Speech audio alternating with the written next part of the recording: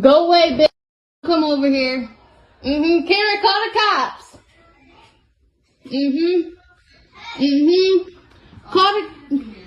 It's all these kids in here. Call the cops.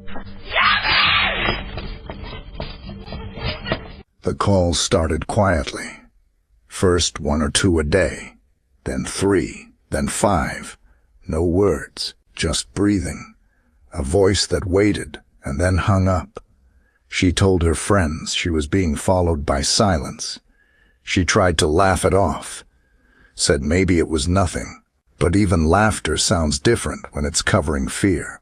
We've been out here since yesterday, in the rain, in the parks, in Arbery, and today we decided to come out here over in this area. To me, something is very strong over here in this area, and at this point, it's really just about getting out here and looking for her. October 4th. She left work. She stepped into the night, and somewhere between the door and her destination, the world lost her. On October 4th, 2025, her phone went silent. The night was quiet, too quiet for what was about to unfold. A small Philadelphia street, a few streetlights flickering, and a gold Toyota Camry sitting alone. Her phone was still ringing, but no one was there to answer. She had just finished her shift, clocked out, stepped into the night, and vanished. No struggle, no witness, no goodbye, only silence and flashing lights. How can someone disappear between work and home, in the middle of a city full of cameras? Welcome to True Crime Story Videos. Every face you'll see here once had dreams, laughter, and people who loved them. But somewhere along the way, their stories went silent. I'm Detective Daniel, and here we give those stories a voice again. Before we begin, take a moment, tell me your name and where you're watching from. To everyone else, it was just another day in Philadelphia, the kind that passes without notice. But for Kada Scott, it would be the last day anyone saw her. Co-workers say she was cheerful that morning, light-hearted, focused, the same calm energy that made her loved. But some noticed something different, like she was half listening, half somewhere else. She kept checking her phone, smiling, but distracted. I remember she said, "I'll be fine, just tired." By evening, her shift was done. She clocked out at 9:27 p.m., routine, unhurried. The night air was cool as she walked toward the parking lot, phone in hand, bag over her shoulder. Surveillance shows her leaving the building, phone pressed to her ear, her steps calm. No signs of panic, no one following. And then, nothing. Hours later, her mother woke to a quiet house. No text, no call. At first she thought maybe Kada stayed over at a friend's. But as the hours passed, worry turned to fear. "We called and called," her mother said, but her phone just rang and rang. By morning the silence felt heavy. Calls went unanswered. Her job confirmed she'd left on time. No messages, no posts, no trace. An official missing person report was filed. Detectives began retracing her last steps, the route home, the phone pings, the cameras. Everything led back to one point, and stopped. Somewhere between that parking lot and her front door, Kada Scott vanished.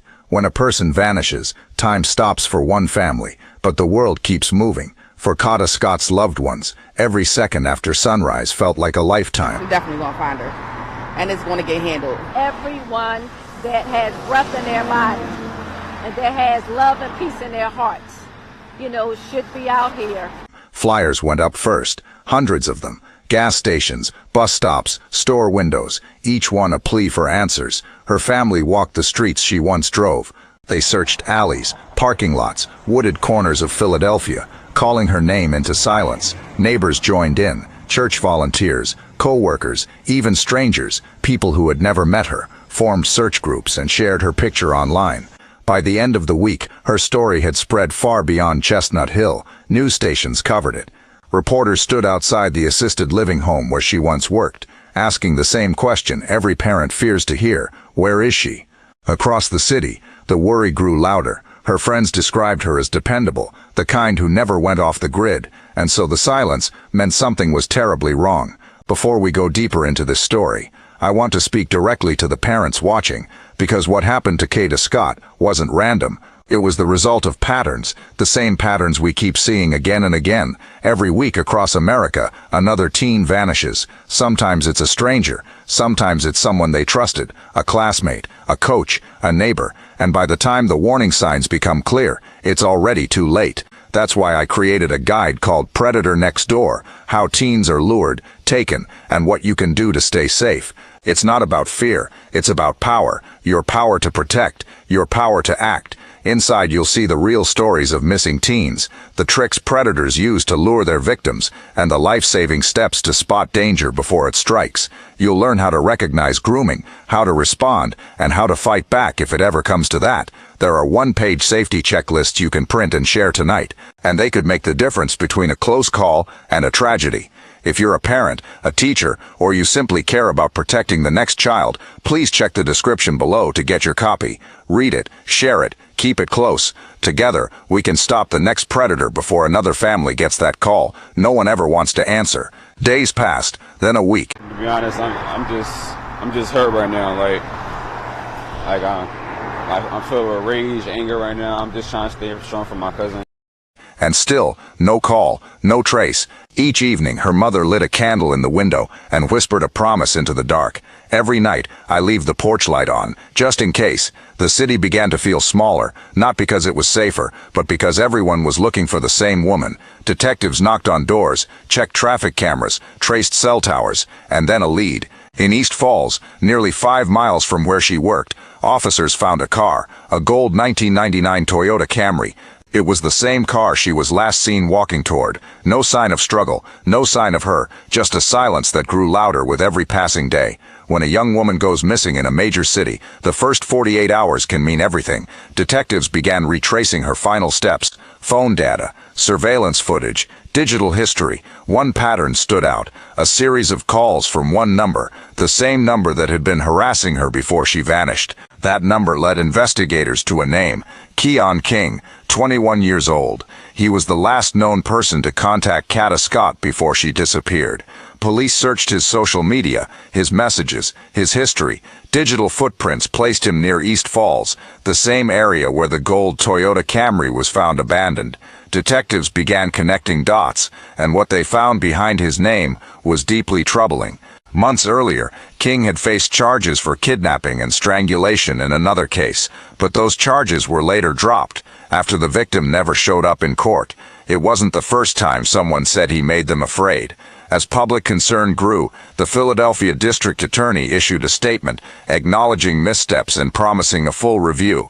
Meanwhile, detectives pressed forward, collecting phone data, interviewing witnesses, piecing together the hours that followed Kada's last sighting. The evidence mounted: messages, location pings, security footage, enough for authorities to move in. Keon King was arrested, charged with kidnapping, stalking, and related offenses in connection with the disappearance of Kada Scott. The case now had a name, a suspect, and a timeline. But one thing was still missing. The homicide unit joined the investigation. The FBI offered its support. Dozens of officers, multiple agencies, all working toward one question: where is Kada? But even with the suspect behind bars, there was still no sign of Kada. As the investigation deepened, the questions began to turn, not toward the suspect, but toward the system that had already seen his name before. Word spread fast. Keon King wasn't a stranger to police. He had been arrested months earlier, accused of kidnapping and strangulation. That case vanished in paperwork when the victim never came to court. We could have done better. 5 words, and the city's outrage ignited. Because if better had been done, maybe Kada Scott would be home. Across Philadelphia, people began asking, how many warnings have to be ignored before a woman disappears? While protests grew outside the courthouse, detectives quietly pushed deeper. Their search radius expanded. Rivers, empty fields, wooded trails on the edge of East Falls. Then, a flicker of hope.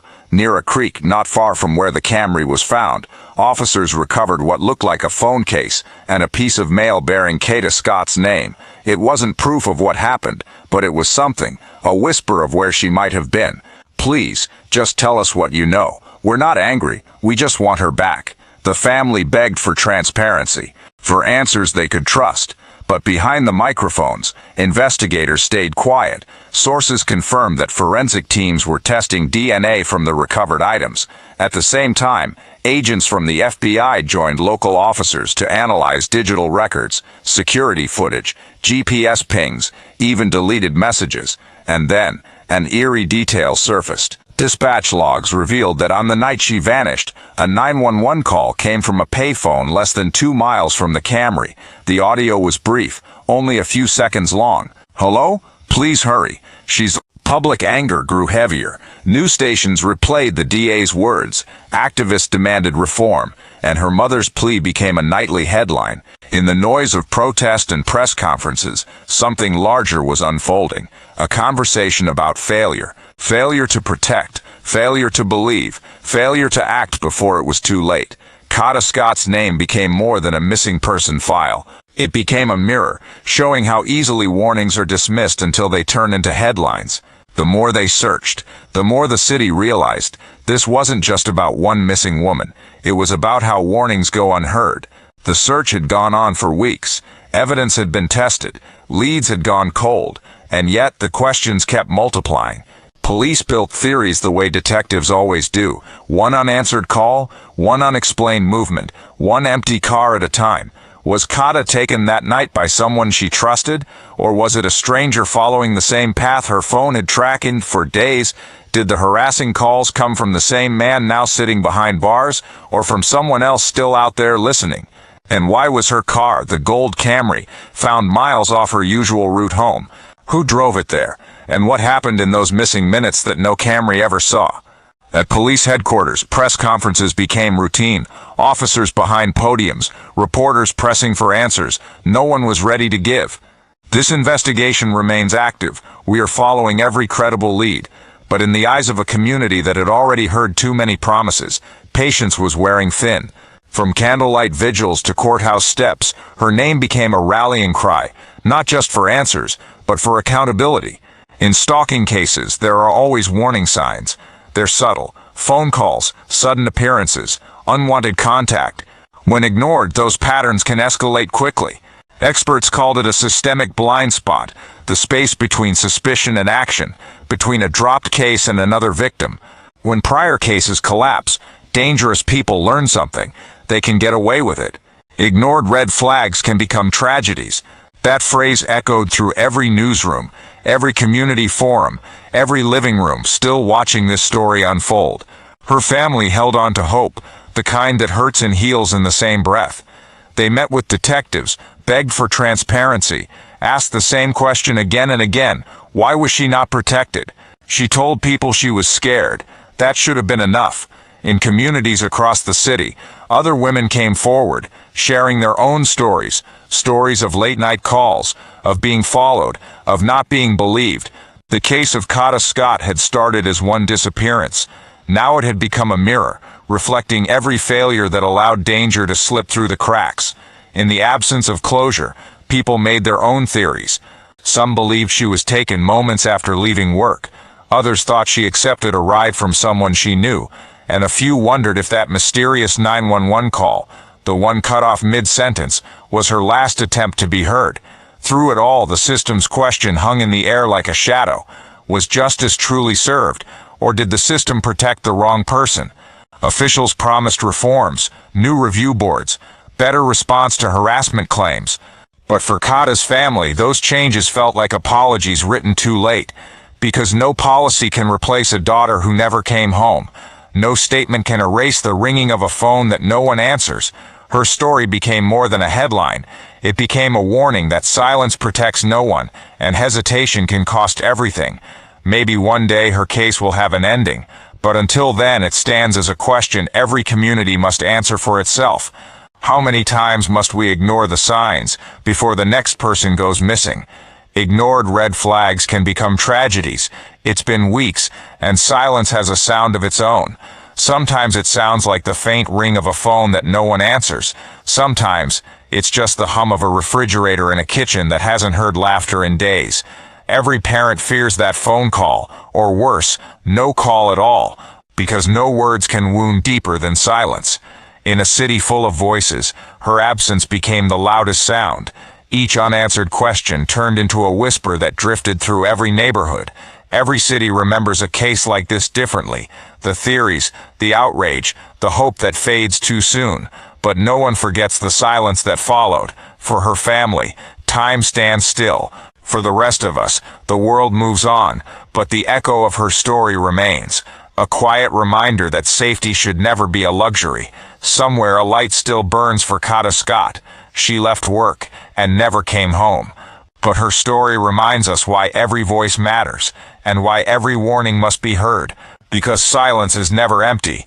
It's filled with all the words we should have said, all the actions we should have taken, all the moments we thought we'd still have time for. In cases like Kada Scott's, we often ask, how does something like this happen? How can a person be watched, followed, contacted again and again, and still slip through every layer of safety? The truth is, it doesn't start with violence. It starts with trust. A text that seems harmless, a voice that sounds kind, a message that feels like attention, until it becomes control. That's why I wrote Predator Next Door, How Teens Are Lured, Taken, and What to Do to Stay Safe. It's not just a book, it's a safety guide for every parent, teen, and teacher who's ever felt that uneasy feeling in their gut. In this guide, I break down the hidden patterns predators use online and in real life, how to spot them early, how to respond, and how to protect the people you love before it's too late. Real stories, real warning signs, because awareness isn't fear, it's preparation. You can download Predator Next Door using the link in description below this video. Read it, share it, start the conversation in your home tonight, because every life we protect before danger strikes is a story that never has to be told here. And so tonight, across this city, someone still leaves a light on, not just for Kada, but for every missing voice that never made it home. My name is Detective Daniel, and here on this channel we tell their stories, because the truth matters, even when it hides in silence. Subscribe, comment your name and where you're watching from, and share this story because silence in unsolved cases is louder than words. For Kada Scott, and for every name we still speak in hope.